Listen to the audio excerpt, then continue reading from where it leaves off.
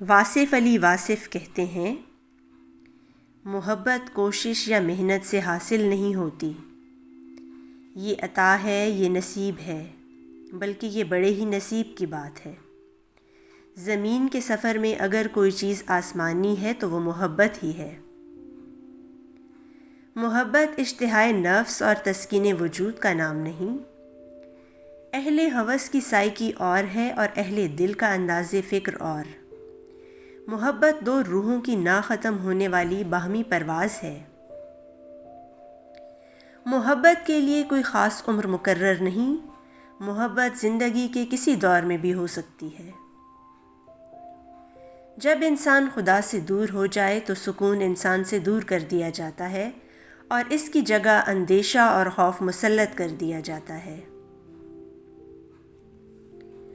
بزرگوں سے کی گئی گستاخیوں کی سزا گستاخ بچوں کی شکل میں ملتی ہے۔ اگر تمنا حاصل سے زیادہ ہو تو اضطراب پیدا ہوگا، انتشار ہوگا، اور اگر حاصل تمنا سے زیادہ ہو تو سکون کا باعث بنے گا۔ کم آرزو والے انسان مطمئن رہتے ہیں۔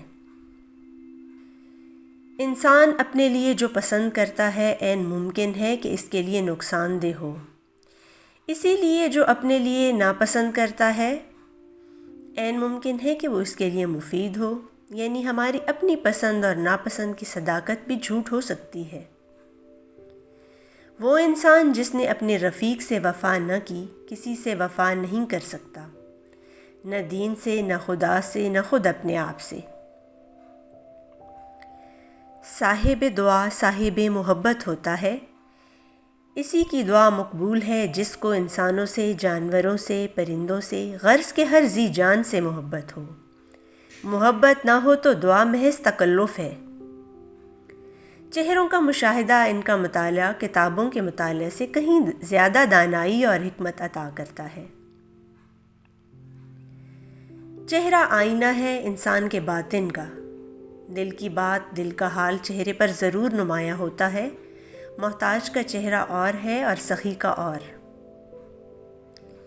اضطراب باعث ہستی ہے اور حاصل ہستی بھی۔